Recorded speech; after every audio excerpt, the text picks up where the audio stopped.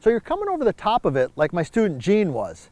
Well, that's until I gave him the magical phrase and did two things in his golf swing, and he immediately started hitting a nice high draw. I'm going to tell you what that phrase is and what we did to help him turn the slice into a high draw. Now, the phrase that I gave him, and this is a magical phrase, and I would write this down, and that is that you want to swing towards the curve. Let me say that again. Swing towards the curve, all right? So if you're a right-handed golfer, and you are slicing the golf ball, okay, you're slicing the golf ball, you have got to learn to swing the club towards the curve, i.e. towards the right. The more you swing the club to the right, the more the ball is going to draw, right? But if you're coming over the top like Gene was, out and across, you are swinging the club what direction? To the left. And the more you swing it to the left, the more the ball is going to slice. Now, as a coach, one of the most important things that I can do is help somebody feel that.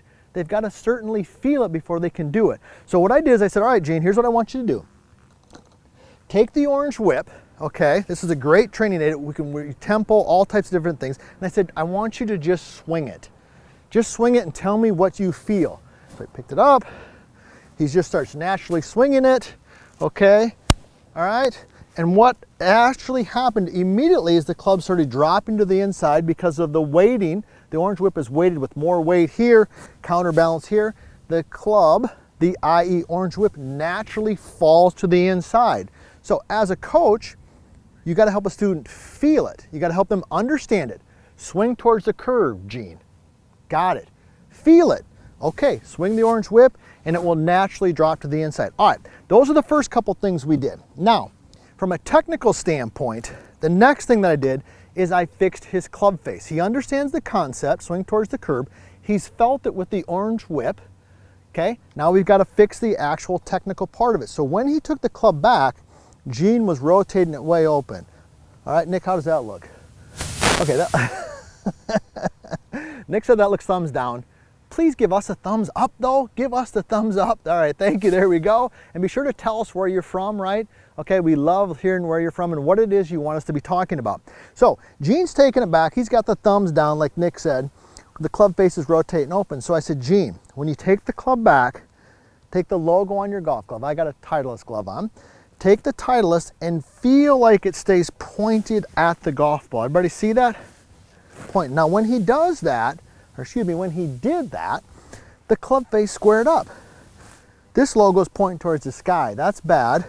This logo is pointing more towards the ball. That's good. Now his club face was squared up. Okay? Now the first couple shots he hit, he actually hooked them a little bit. Okay? And that's one of the things is that if you're slicing, lots of times you'll go from slicing to hooking back to straight. Okay? But that's okay because it was at least a different type of ball flight. So that was step number one in his swing.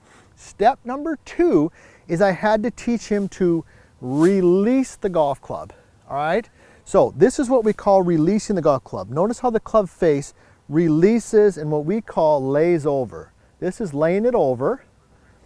This is holding it off. So I wanted him to feel, I said, Gene, feel like you're going to lay it over.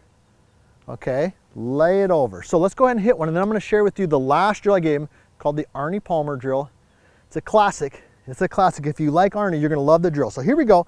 We understand we're going to swing towards the curve. We felt it with the orange whip. I fixed his club face, okay, and I got him to feel like he's going to lay it over. Let me go ahead and hit one, and then we'll do the Arnie Palmer drill. So logo at the ball right there. Lay it over. All right, I hope you got that one, Nick, because that was a nice high draw. No slice in that bad boy right there. Now, the Arnie Palmer drill is this. Do you remember watching Arnie? I don't know if any of you out there ever got a chance to see him in person, put it in the comments. I got a chance to see him once or twice. Legend. But you'll notice, and if you remember, when Arnie had the finish, he had that classic finish where the handle was up and it was high. And it was kind of up here like this, right? He didn't have a low rounded finish. It was a nice high finish. So I said, all right, Gene, let's do the Arnie Palmer drill. When you come through, lay it over, but give me the Arnie finish. Now, down the line, watch this. What happens when I give it the Arnie Palmer finish? Where does the club go? It goes to the right. Remember how we started this video? Swing towards the curve. All right, so if you want to fix that slice, you got to swing towards the curve, get the club face square, lay it over, maybe use a little bit of the orange whip, and if everything else fails, go to the Arnie Palmer drill. Now that we've fixed your over the top, check out my next video. And if you want to personally work with us on your golf game, check out vlscoaching.com.